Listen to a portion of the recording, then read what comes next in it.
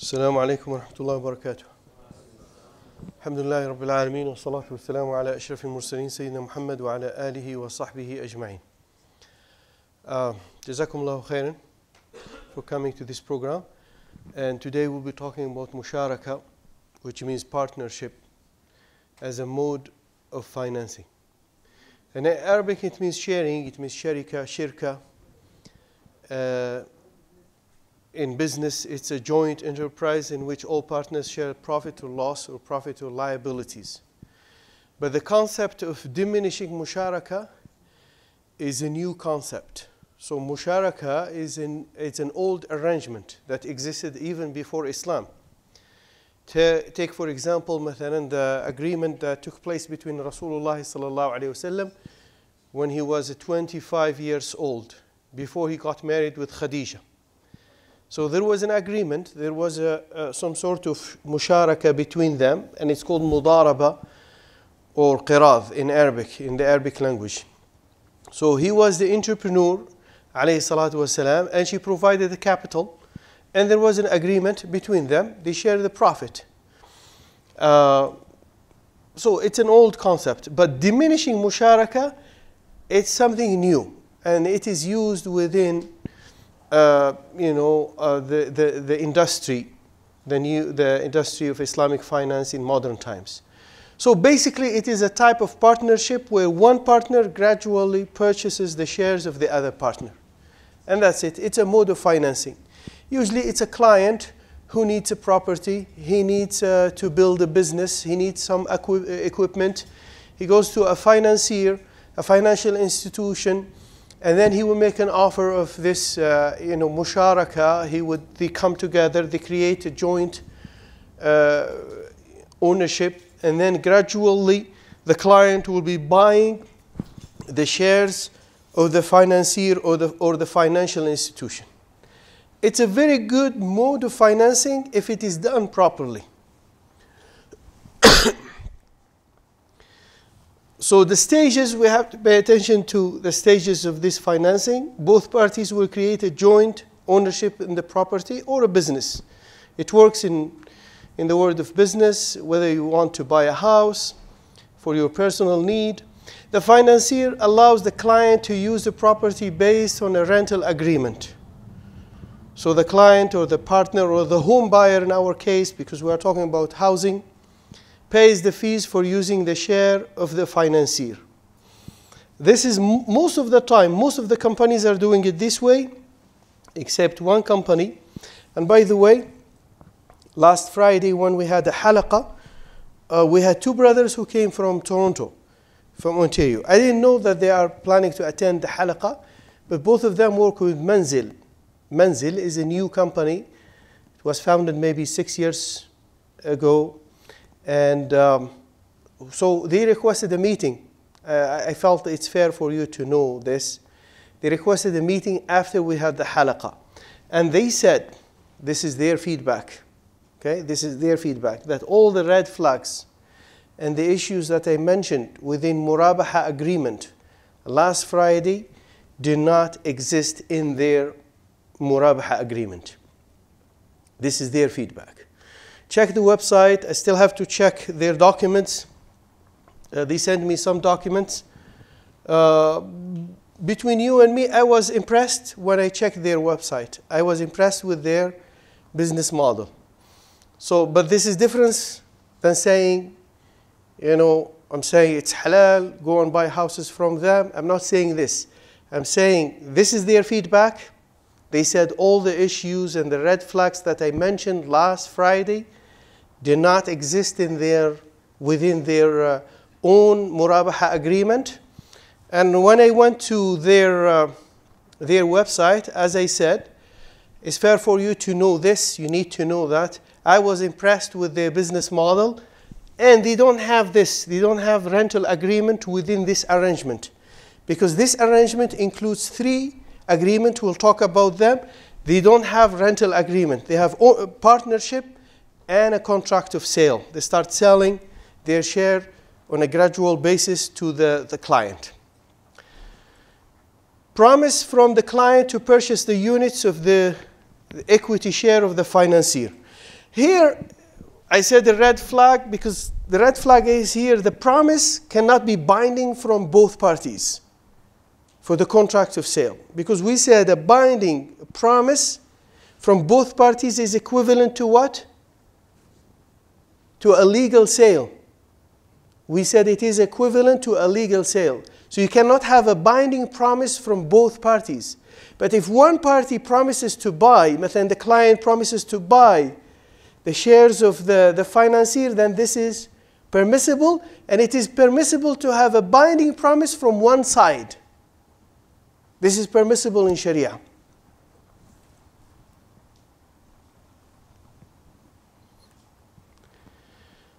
Now, number 4, the ulama, they said, the sale that has to take a place, that will take place between the financier and the client has to be an actual sale.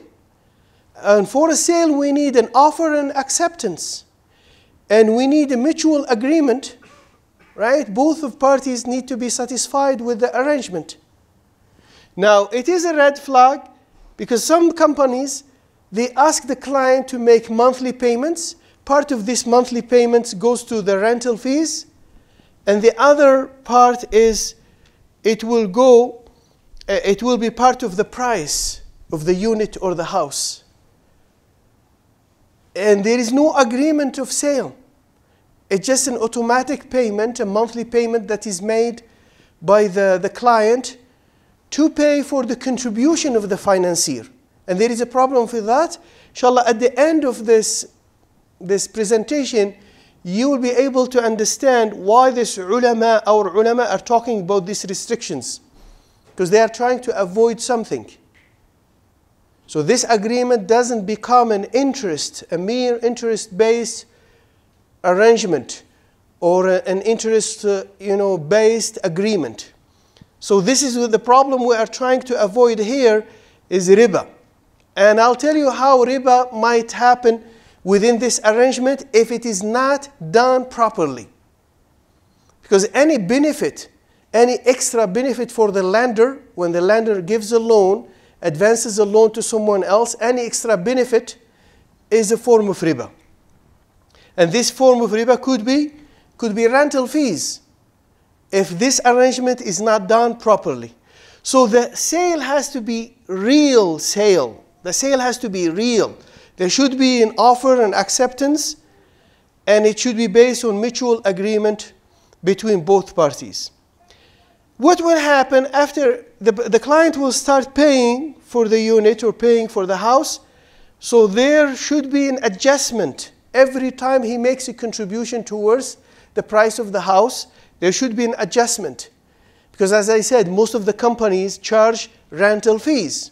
So their share will start declining. That's why it's called declined or declining musharaka, right? So in the beginning, it is usually 80%. The financier will provide 80% of the price of the house. And the client will provide 20%. This is the case with many companies. They ask for 20% as a down payment, right? So now here, you are paying for the price of the unit.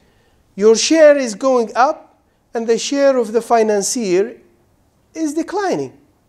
So the rental fees need to be adjusted.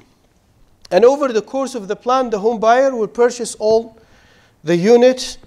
Some ulama suggested to divide the ownership of the financier into different units. And then this client has to pay for a unit or 2 units or 3 units every month or every 3 months. Different suggestions by the scholars, but the idea is the same. So this is the essence of this arrangement. It includes 3 agreement, partnership, and the essence of partnership is sharing of profits and liabilities. This is something that we pay attention to. We need to pay attention to it. Sharing of profit and loss. This is the essence of partnership, any partnership. We cannot use the partnership, the name, use the partnership as a vehicle and delete the essence of and ignore the essence of partnership. One partner has to pay for everything. One partner has to carry all the liabilities, and the other partner is collecting the fees and collecting the benefits of this partnership. And the other partner has to pay for everything. This is not fair. So we need to, Islamic Sharia wants us to do business in a fair way. Partnership, the essence of this partnership has both parties have to share profits and liabilities. Contract of sale, there is a contract of sale because the client needs to buy the share of the financier, and here we need to pay attention to the basic rules of sale. And we talked about them last time.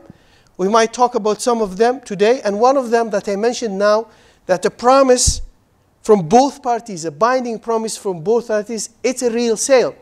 So then, and if sale takes place, we have outcomes. What are the outcomes of sale? What is the most basic outcome of any contract of sale? We talked about it last time. What is the most important outcome? Exchange of ownership and price. So we said the buyer will own the property and the seller will own the price. This is the most basic, the most important outcome of any contract of sale. So if you deny my right of owning the property, there is no sale. And that's why we had a problem with many murabaha agreements last Friday when we talked about them.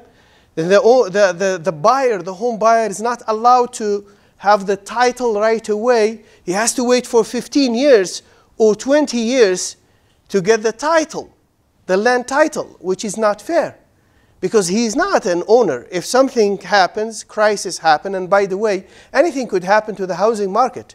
Things are not stable nowadays. And the interest rate is changing. And the Bank of Canada has to deal with inflation. So that's why they are changing the interest rate. Things might happen in the future, right? And if anything happens, if these companies go into bankruptcy, then you have no house. Everything is gone. Rental agreement. So we need to pay attention to the basic duties of landlords and tenants. Who is the landlord here? Is the financier. He is the landlord of what? Of 80% of his own share. And the client, of course, he owns 20% or 30% of the property, but he is renting the other share. So he's a tenant. He's a tenant of the other share. But landlords have duties. They have basic duties. Now, we have a problem with this issue within the Canadian market. With some companies, maybe not all of them. So now, the ulama are very careful about this combination. When there is a combination of different contracts in one arrangement, they said we have to be careful because this combination might lead sometimes in some cases to riba. It might lead to gharar, uncertainty. And these are major problems within the Islamic finance. Or the third problem is oppression, right? Or manipulation. Abusing the rights of your partner. Abusing the rights of your customer, your client. So this combination basically is halal if these problems are avoided. If there is no riba, if there is no gharar, which is uncertainty. Like we said, مثلا, about a client not having the right to own the title until after 15 years. That's an excessive level of gharar, uncertainty. You live with uncertainty. You don't know what will happen to you. You don't know what will happen to your contribution, to your investment, to your property. I mean, you will not live with a peace of mind. No oppression or manipulation, and we will see some forms of oppression here within this arrangement. So now, the first agreement is partnership. There are some basic rules about partnership. The ulama, they said profit is based on the agreement of different parties. Which means that different partners have the right to come up with different ratios. Sharia has given them the freedom to choose or to agree on different ratios of profit. Then you come with someone and you establish a business. He might provide money or provide his own skills, marketing, he works in the business, you provide the capital. You have the freedom to agree on the ratio of profit. How do you divide the profit? مثلا, he takes 40% of the profit, you take 60%, he takes 30%, you take like 70% of the profit. Sharia has given us the freedom to agree on the ratio of profits for different partners. But when it comes to loss, it's always subject to the ratio of investment. It has to be equivalent to your investment. For example, if I contributed 30,000 to a business partnership, and my partner has contributed 70% of the capital. So if there is loss, his loss has to be equivalent to his ownership. And loss has to be equivalent to my ownership. I own only 30% in this business, so my loss has to be 30%. His loss has to be 70%. This is something that is agreed upon between all Muslim scholars. Yeah, there is ijma', there is consensus regarding this principle here. Right? Musharaka does not include a fixed rate of return. You cannot, if you have a business and you want to invite a partner, you cannot tell him, I need funding, I need money, right? Can you come with the contribution and I give you 5% of your contribution? Is that halal? 5% as a profit for your contribution. Is it halal? It's not halal. You cannot. It's like a loan. It becomes like a loan. So you're securing his contribution. Above his capital, you're giving him 5% as a profit. But what should be the right agreement? You give him 5% of what? Of what? Of the profit. The total profit. You calculate the total profit. Give him 5%, give him 10%, give him 20%. You have the freedom to agree on the ratio of profit. But you cannot give it out of his contribution. You cannot say 5% out of your contribution. You bring 10,000 and I give you 5% as a profit for your 10,000. No, 5,000 has to come from the profit. Otherwise, it will become an interest-bearing loan, right? It is not permissible to stipulate that one partner must guarantee the value of the equity shares of the other partner. Yeah, you cannot tell a person, if you have a business and you need someone to come with you to contribute because you need funding, right? You tell him, I need around 50,000. Can you come bring 50,000 to my business and I will guarantee that you don't lose. If there is a loss, I'll give you your money back. You cannot do that. It's similar to the other problem here. You are guaranteeing the capital or the contribution of your partner. You cannot do that Islamically. It will become like a loan that will generate interest. His profit will be interest, will be riba. When you guarantee his contribution, the partner has to understand that this business is subject to loss, that this business could be successful, and if there is a profit, then partners share the profit. But if there is loss, it should be shared between both parties. This is how we do business in Islam. But of course, you know, in the modern financial system, this concept does not exist. The bank will give you a loan, and the bank doesn't care. If you lose or you make money, it doesn't care. The loan has to be protected. It is secured. And of course, you need to pay interest. So this is how they do business, right? But in Islam, no, we cannot do it this way. And that's why it is not permissible for any partner to stipulate that one partner. Now, this maybe is not stipulated within some musharaka arrangement, but everything is designed. The problem is, you as a home buyer, someone, a Muslim who wants to buy a home in a halal way, you need to pay attention to this. You look at the agreement, the contract, And sometimes you find everything is designed to protect the contribution of the financier. There is no risk. There is no way that they can lose money. Everything is designed. It is not explicitly, mentioned. But everything, you look at the different parts of the agreement, and everything is designed to protect his contribution. And of course, he will benefit from the agreement, either through the rental fees or the profit at the end, or different ways.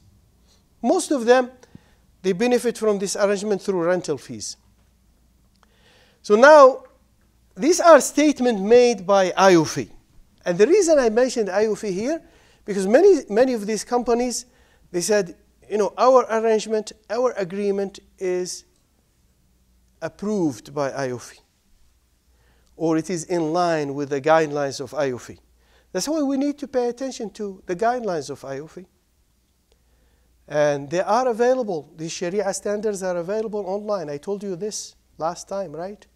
You can just put IOFI, Sharia standards, you get access to their standards. They are around 1,200. But don't be afraid of 1,200. If you are interested in Murabaha is in 40, 50 pages. You can easily read them. If you are interested in Musharaka, you'll find their standards about Musharaka, again, in 40 or 50 pages. And it will be easy to read them, right? Because there are different types of business there. They talk about the stock market, they talk about housing, they talk about different types of business. So now they are saying it is not permitted to stipulate that one partner should bear all the cost of insurance or maintenance on the ground that he will eventually own the subject matter of the partnership.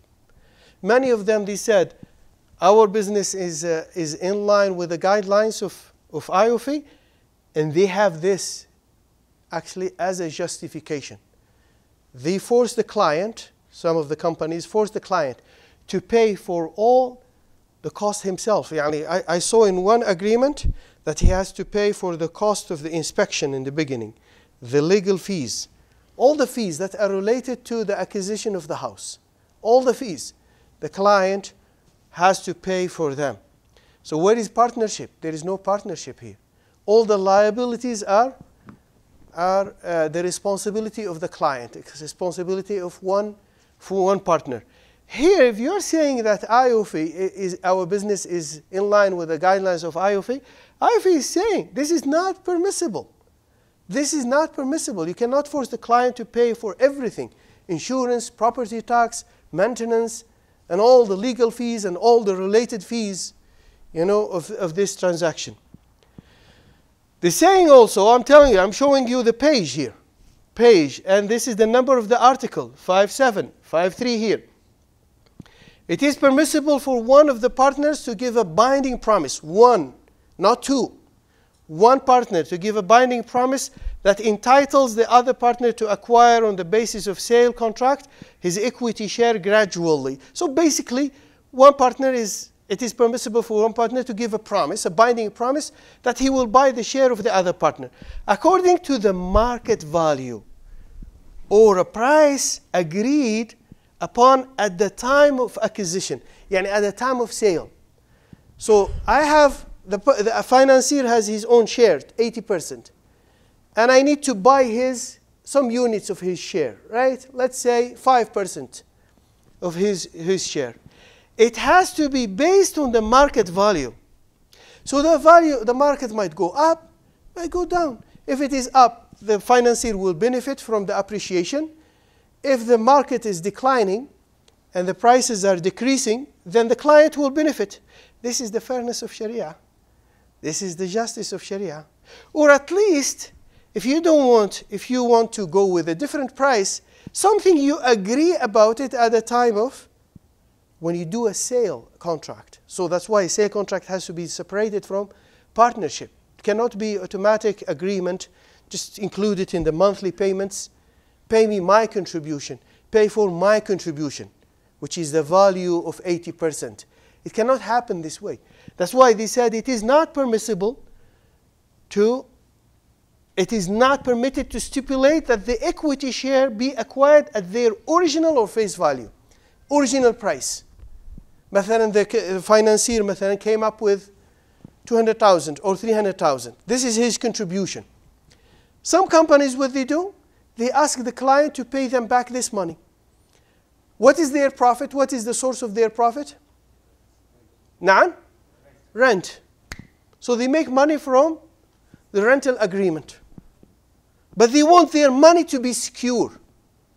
IISC here is saying, no, this is not permissible. And it is not permissible. Why it is not permissible? We talked about it. A partner cannot guarantee the contribution of the other partner. Cannot. In Sharaka is not. In Musharaka,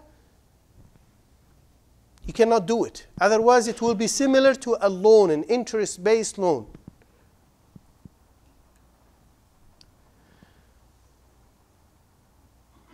Contract of sale, it has to be a real sale, as I said. There should be a contract, offer and acceptance, based on mutual agreement. Contract of sale should include an offer and acceptance. Most important outcome, we talked about it, the buyer owns the property and the seller owns the price.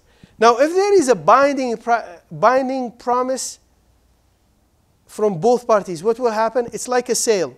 When a sale takes place, what will happen? I own the property.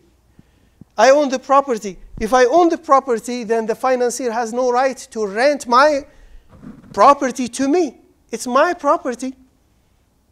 You see what I'm saying here? You see the conflict between when we combine these three agreements. If there is no transparency, then there will be dhulm, there will be injustice. Or he doesn't have the right to resell my property to me again because I own it. When I own it, it becomes like a credit sale. I have the obligation to pay him his money, and I own the house. I should be the owner of the house. And he has no right to rent my house to me or to resell it to me again. Sharia is very careful about this form of combinations here, this kind of combinations between different agreements.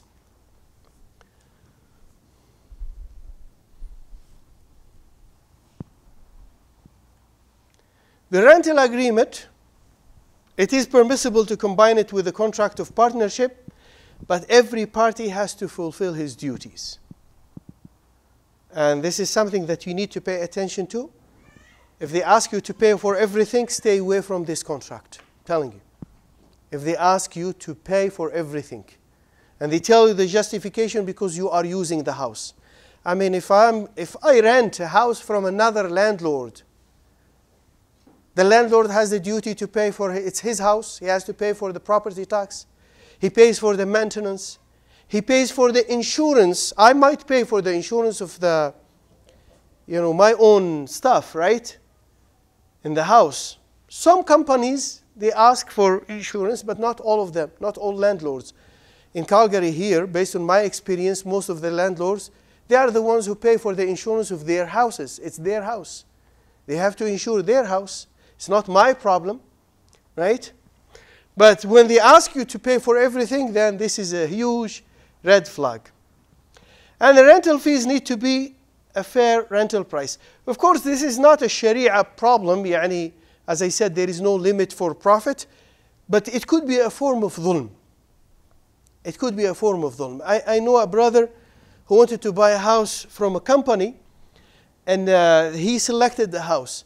And then when he asked about the rental fees, the company is not here in Calgary, but they told him the rental price will be around $3,000 for that specific house. And he told them, I mean, what are you talking about? I mean, I know the area, and I know the average price is around $1,800, $1,900. Now, this house could be rented for $1,800. Are you asking me to pay $3,000, not for the 80%, yani the whole house, to be rented for $3,000, so he has to pay $80,000 of that $3,000. And it will end up more than renting a full house in the same area. You see what I'm saying here? And he walked away. He didn't complete the agreement. Actually, they said we're not going to do business with you. They were not happy with with him trying to secure his rights. Now, this is the conclusion, ya akhwan. This is the conclusion. It's 9:12, and Maghrib is around 9:55. Today is Jumu'ah. So I'll try to finish, inshallah, the conclusion very quickly. If you have questions, we'll deal with your questions. But if you have 15 minutes before Maghrib, that would be good, inshallah, because it's a good time for dua. If we stop 15 minutes before Maghrib. Today is Friday, and this there is a period of time where the dua is accepted, and most of the ulama they said it is a short period of time before Maghrib, right? So try maybe to stop before 15 minutes. So number one, no binding promise from both parties regarding the contract of sale. Both parties must share the liabilities. We talked about it. Partnership agreement has to be separated from the contract of sale. It is not permissible to agree that one partner shall guarantee the investment of the other partner, and the price of sale should be different than the initial contribution of the financier. Do you have any problem with this? Because these are the conclusion. Because we'll talk about some other issues now. These issues were mentioned by ulama. Yani if you look at the conclusion or the decision made by some major fiqh councils, they talk about these issues because they are found everywhere. But there are some issues that are found within the Canadian market. I'll talk about them now. But before we move to our own issues that we have in the Canadian market, do you have any question regarding this, this point here? Everything is clear?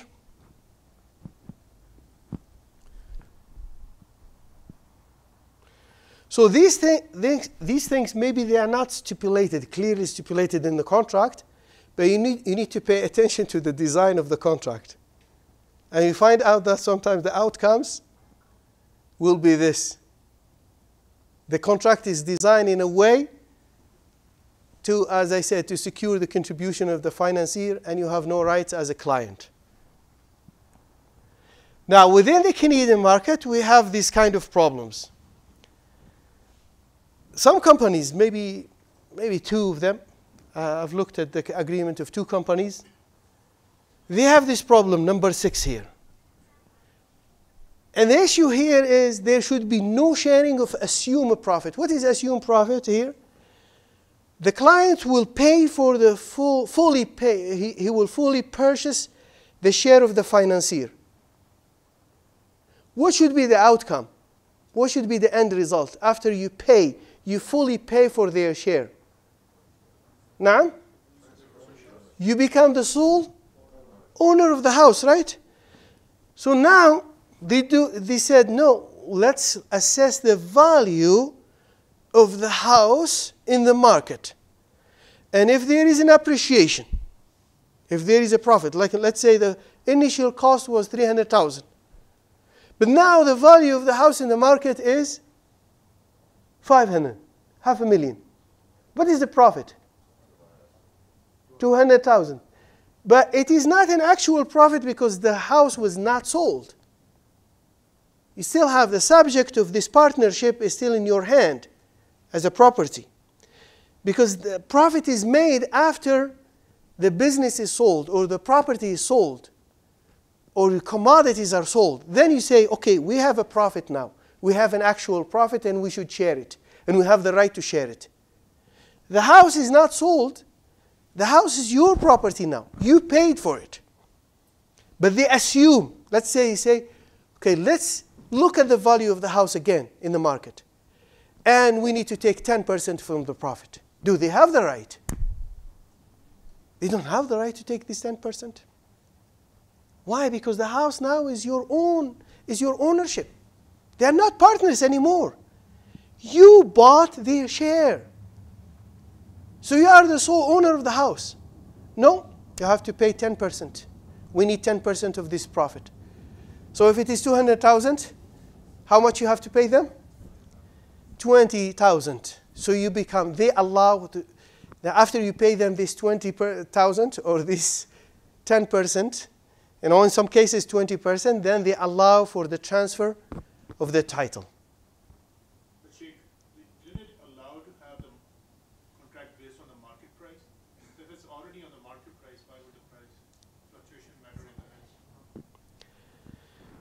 I didn't understand your question.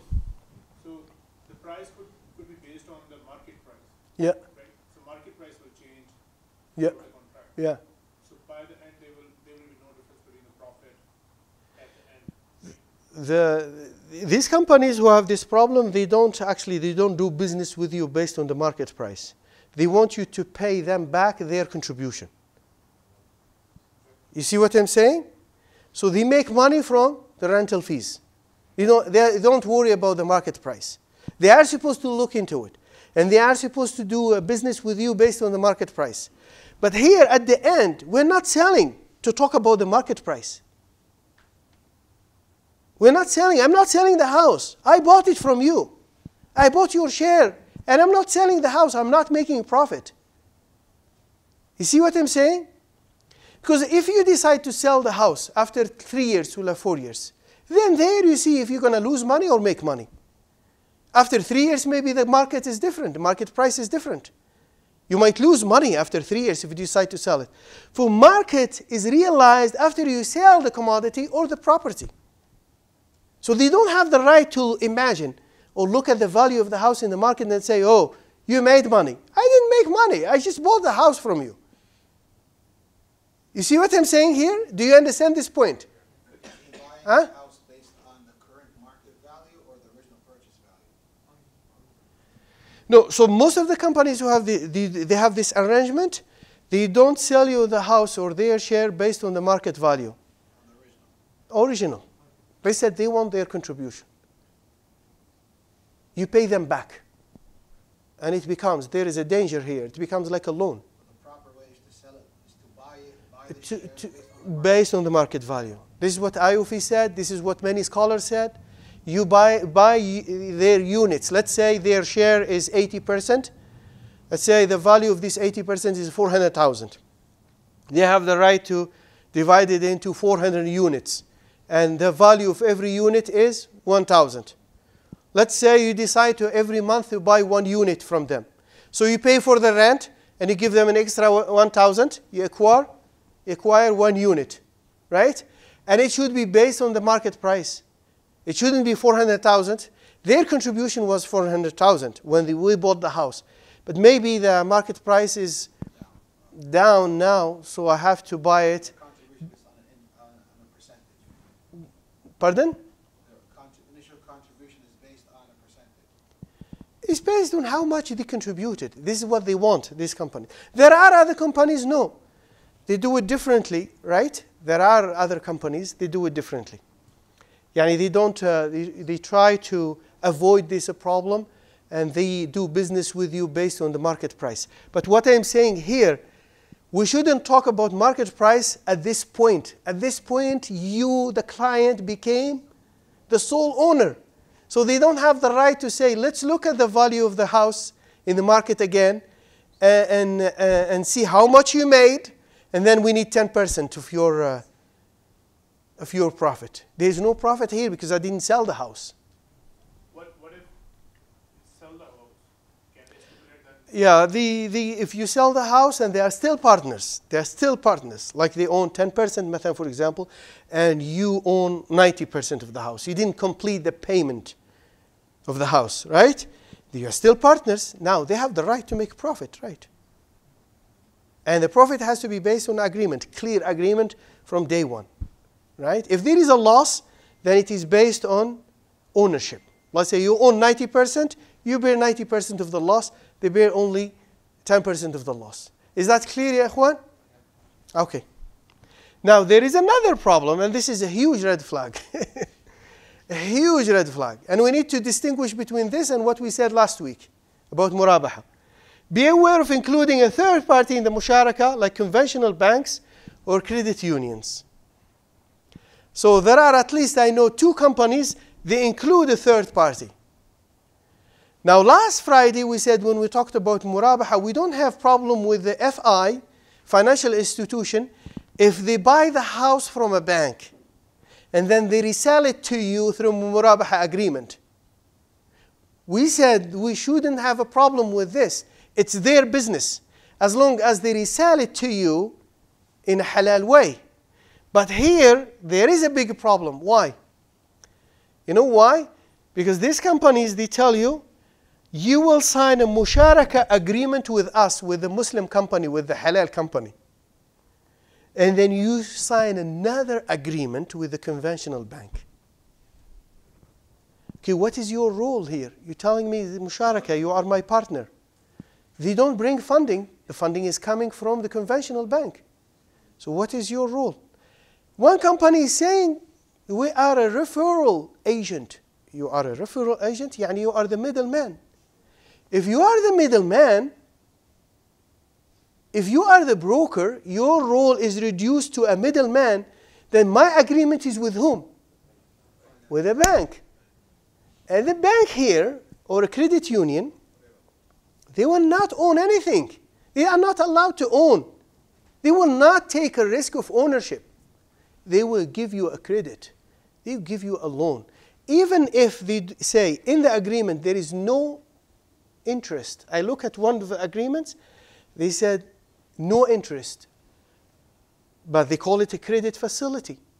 And they do a research about your credit worthiness. And they call it in the agreement a credit facility. That means they are giving you a loan. So where is the interest? They call it users' fees. You are using the house. We're going to charge you fees for using the house. But the agreement, the essence, you need to look at the essence. You are educated people. You don't look at the form or these terms. You look at the essence of the agreement. A credit union or a bank advancing some money, funds, providing the funding. A bank will never own. They don't own. They don't care about owning share of your property. And the other party, the third party, the Muslim company, is not owning anything, doesn't own anything. So there is no essence of musharaka. There is no musharaka. I have an agreement with the bank. I have to sign this agreement. If there is a court, if you go to the court, right? If there is a disagreement and you go to the court, then you are bound by the agreement that you signed with the bank. This is the most important thing. So there are two. They said you signed two documents, two different types of documents. This is a huge red flag. When you see, as I said, a Muslim company telling you, we're doing a musharaka contract with you, but the funding is coming from a third party. Our partners, a Canadian financial institution. They tell you a major Canadian or credit union. They don't tell you the name sometimes. On the website you check, okay, where is the transparency? I need to know who are involved in this contract. They don't even tell you the name of these institutions. So here you have to pay attention to this. This I have to stay away from it. So all these restrictions, ya ikhwan, they are meant to fulfill this purpose. The arrangement has to be different than any other interest-based transaction. It cannot be a mere interest-based arrangement or transaction. The financier just advancing a loan and then benefiting from the loan. Even from rental fees. Rental fees will be a form of interest, will be riba, right? Because I'll give you an example. If Brother Muhammad wants to buy a house, for example, and he doesn't have enough cash to buy the house, and he will tell Brother Ahmed to give him a loan. So he needs 100,000. Ahmed will tell him, okay, I'll give you 100,000 to buy your house, but I need to benefit from my loan. Don't give me interest. Don't give me interest when you pay me back. Don't give me extra money, because that's obvious, it's interest. But I want you to pay me this 100,000.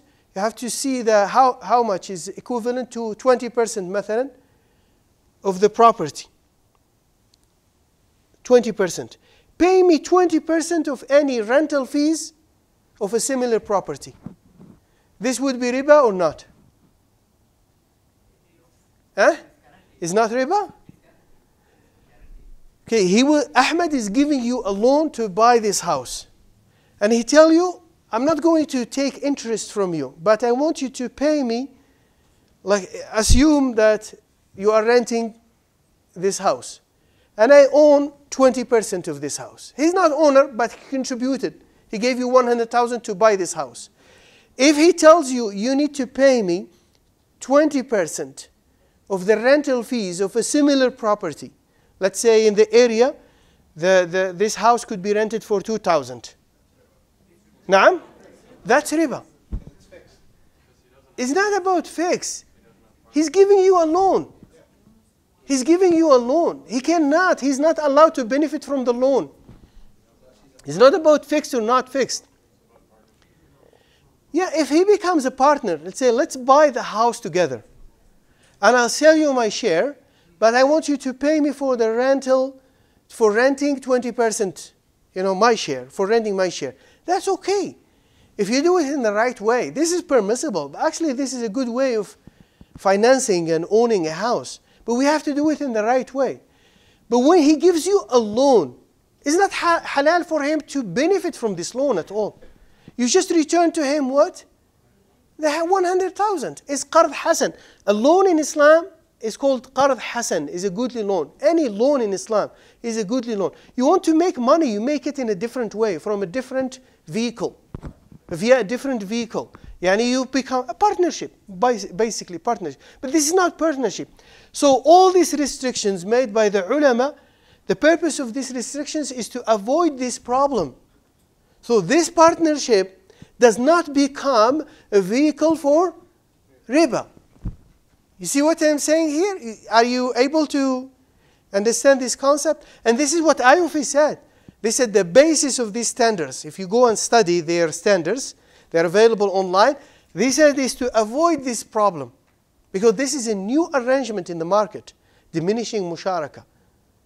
It is a new arrangement. So they say we need to avoid this problem. It doesn't become like an interest-based loan. That's the purpose. And the second basis, they said we have to also respect the essence of, or the basic rule of musharaka. We cannot say, call it musharaka, but one party is carrying all the liabilities and the other party doesn't have any responsibility.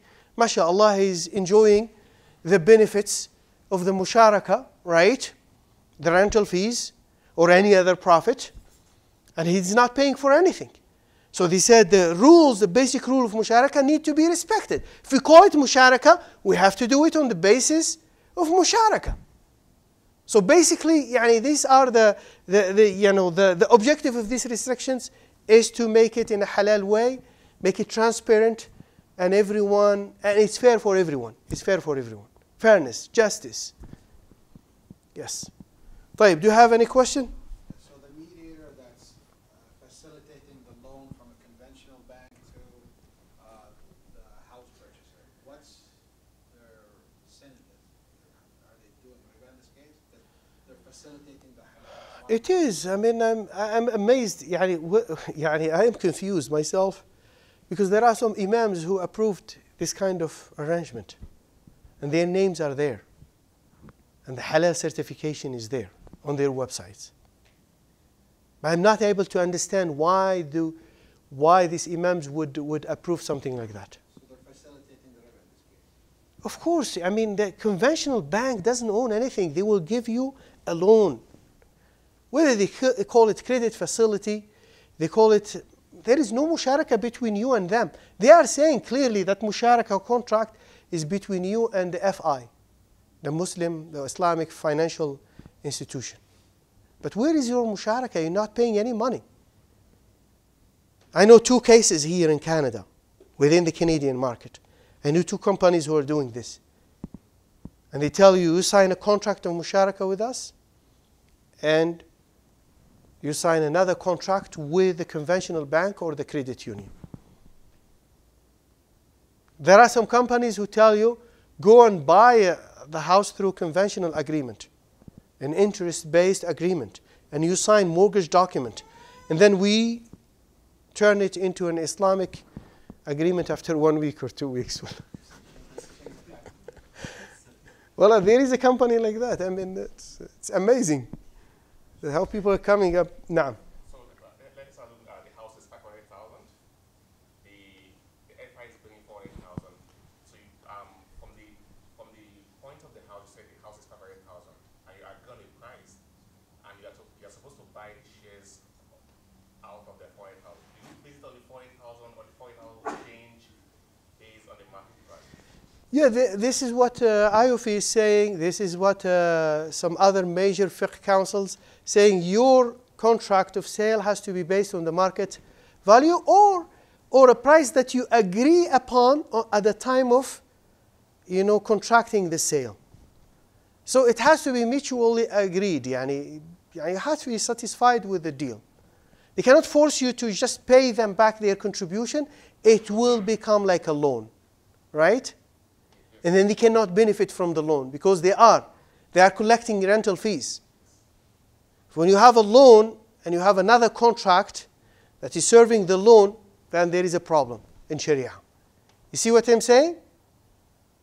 So to avoid this problem, they said do it on a market price. You buy their units based on the market price or a price you agree on it. It doesn't have to be but close to it. Something you agree on it. So that means they will give you the freedom to negotiate. Or even if you don't negotiate, but they give you an offer and you are pleased with it. But at least you are not guaranteeing their contribution.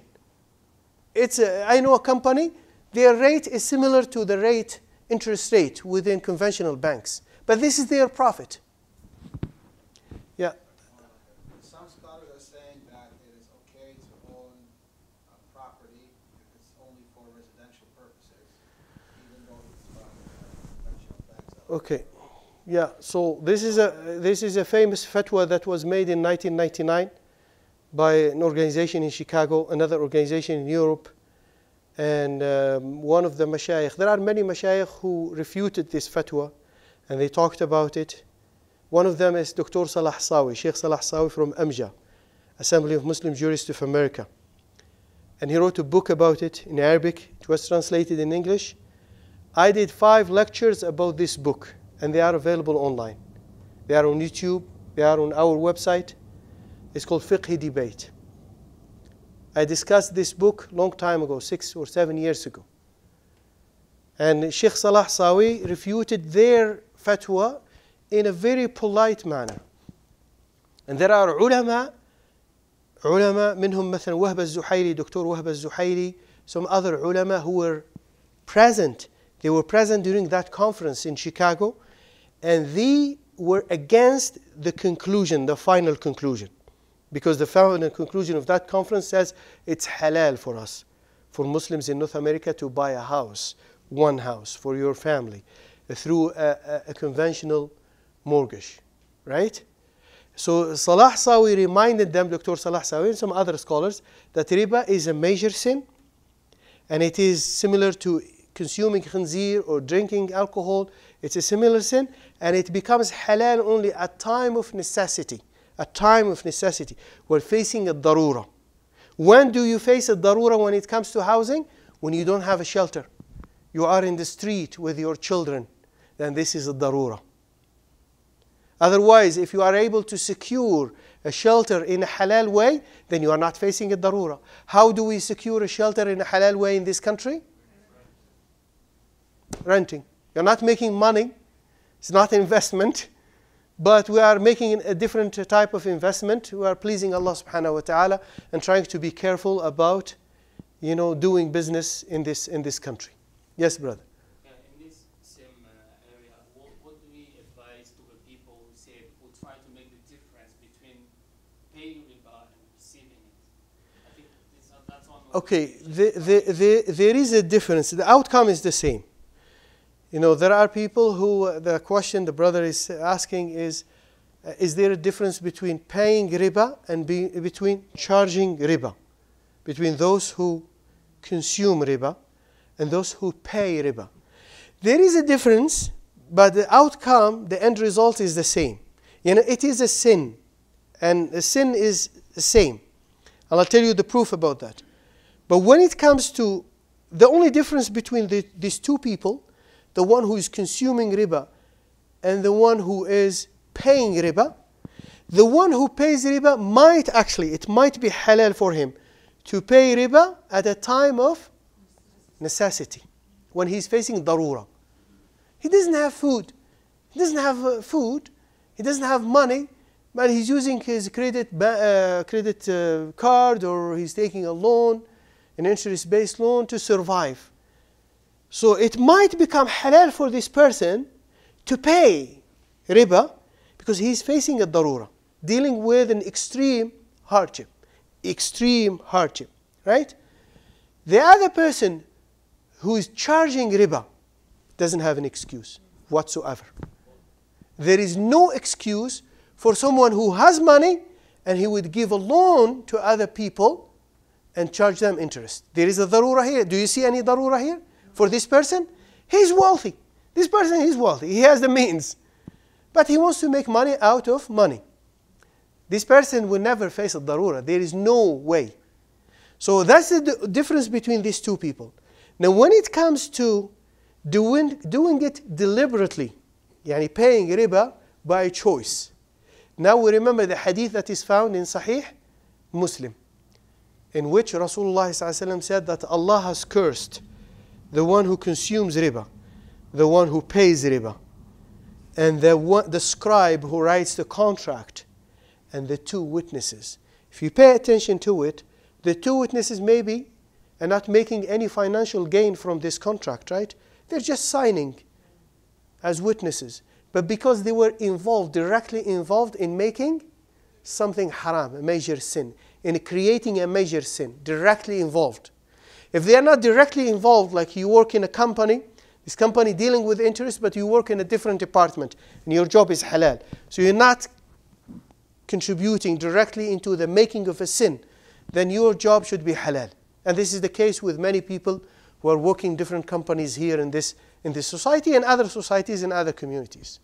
You know, so there is some waqi'iyya, yani our deen, there is some flexibility, and there are concessions in our deen, and Islam is not asking us to be perfect, completely perfect, to protect our income from the ghubar of riba. The dust of riba is there. We cannot avoid it because we're depositing our money, we're keeping our money in the bank, right? So the dust of riba, Rasulullah ﷺ talked about the dust of riba at the end of time. It is there. But our ibadah is to do what? If you want to save ourselves and go to Jannah, inshallah, we try our best to avoid riba as much as we can, right? But the hadith, you know, remember the hadith. Anyone who says, oh, there is a difference, tell him about this hadith. As I said, the only difference is the one who pays riba might actually face darura, an extreme hardship, but the one who charges riba will never face this kind of extreme hardship or darura. Yani he has no excuse. طيب, another question, and before we finish, inshallah, we have 15 minutes before Maghrib. Yes, brother. Some people, they use that usuri to mean riba and interest to be not part of usuri. No. Usury is the translation, the right translation of riba. Yeah. And interest is not riba. So I'll tell you something. This is something that you need to pay attention to. They have yes and no. Sometimes they are right to say there is a difference between usury and interest. Not every interest is haram in this society. Not every form of interest is haram. But usury is always haram. Usury is the right translation of riba. When interest could be halal, could be interest classified as interest within the financial system. When مثلا you do transaction with a seller. You're buying insurance, for example. Regardless of the ruling of insurance, they tell you if you pay upfront, you pay $900. If you pay it on a monthly basis, this is financing, we're going to charge you $20 extra for financing. No one is giving you a loan here. It's a sale contract between you and the insurance company. This extra money that you pay is halal, is not haram. بيع بالتقسيط. جائز, it is halal for the seller to have two prices, cash price and financing price. It is halal. As long as you are dealing with the seller himself. No third party is giving you a loan and financing the deal. If a bank comes, even secretly, you don't know about the bank, but the seller will involve the bank, have an agreement with the bank, and then this loan, this transaction will be financed by the bank. So the bank basically will pay on your behalf the principal amount, and the interest will go to the bank. This is haram. But if your transaction is between you, this transaction between you and the seller himself, and he's the one who is increasing the price because he's giving you a facility, he's giving you time, then this is halal. It's called bay' bil-taqsit. You see what I'm saying? In this country, they call it interest. But this form of interest is not haram. So that's why the people who distinguish between, you might have a good intention, and they mean this kind of differences between usury and interest, and then other people, no. They have a different objective. You know, they say no. They're trying to say interest in this country is halal. All of it. So the conclusion is you have to look at the essence, the structure of the transaction. This is the conclusion. You look at the structure. Is there anyone who's giving you a loan and collecting some extra money above the capital of his loan? Or you are buying from a seller between you and him. So you are free. You pay it cash, or you pay it if he wants to give you a credit sale, increases the price. If he wants to increase the price, that should be halal, should be fine. Yeah. نسأل الله سبحانه وتعالى أن يوفقنا لكل خير. But anyway, as I told you, as I said, so all the companies here that are doing musharaka combine between three agreements. We said partnership, we said sell, contract of sale, and rental agreement. The only company that doesn't have rental agreement is Manzil, the people who were with us last week. And as I said, I knew about this after I checked their website. They don't have, they create an ownership, joint ownership, and they start selling to you their shares or the units of their share. So on a monthly basis, any money you pay to them on a monthly basis goes into the capital or the value of the house. So you're not paying any rent. So they have a different agreement. In this case, the title is in your name, and they ask you to pay for all the expenses. So they're making a trade here. You see the trade here? What is the trade? Huh? No, ownership is in your, I don't know how they secure their share there, because they have to have a way to secure their ownership, right? They cannot just give you the title and give you the freedom to deal with the house. There is a way. I still have to double check this. But what I'm trying to say here, they are the only company who are doing it in a different way. There is no rental agreement. So, but there is a trade here. What is the trade? They tell you, you have the title and you take care of all the expenses. Yeah, the insurance, there is no rent. So they're giving up their right and they are giving you something instead.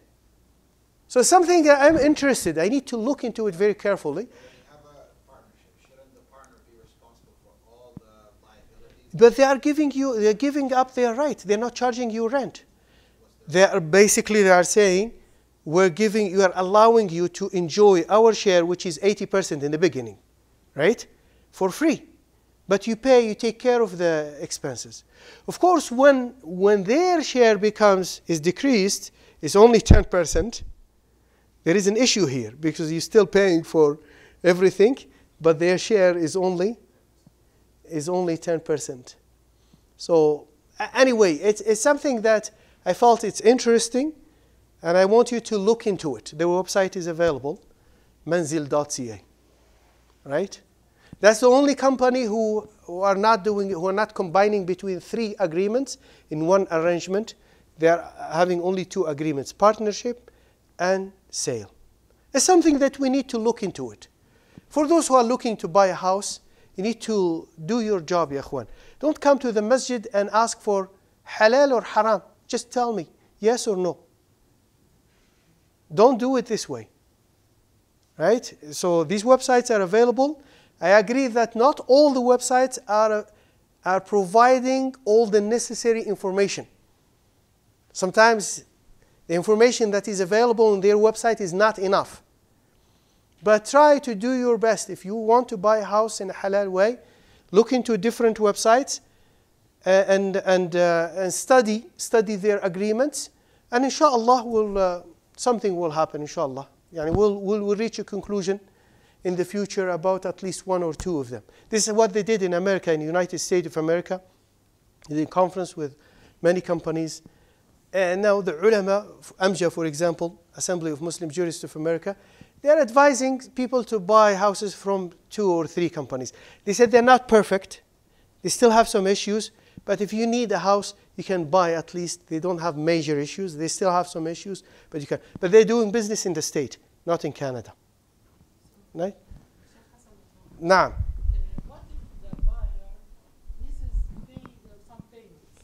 So the seller puts some penalties. Yeah. We talked about it last time, if the buyer or the client defaults on the payment, right? So what is the best way to deal with this issue? How a Muslim customer is pressurized to pay on time, right? So some of them, they said, we will charge him a penalty, but this penalty, it will be just to recover the damage or administrative fees. Like مثلا a non-sufficient fund, a check that was revoked. If there are fees related to this problem, these issues, some banks, they charge if there is not enough money in the account and your check is rejected, then there is a charge. They said we'll just recover the damage. This is what they are saying, some of them. And some of them, they said, we will charge the customer a penalty, but we will not benefit from this penalty. It will go to charity. They have a charitable department, and they said it will be used to finance some charitable activities. The company will not benefit from it. This is some of the solutions, right? And some financial institutions are using these kind of solutions. But as a basic principle, when the one who took the loan or supposed to pay the loan defaults, you are not supposed to charge him a penalty in Islam as a basic principle. But in North America, this penalty is found in many agreements. And the ulama, they said it is okay when you need something, to buy something, to sign this kind of agreements. Otherwise, it will be very difficult for us to secure some of our basic needs in this country, in this society. Because this condition, this stipulation is there, and it is found in many contracts. So at the time of haja, if there is a need, what? Yeah. طيب, جزاكم الله خير, بارك الله فيكم. May Allah subhanahu wa ta'ala bless your time, your families, and your wealth.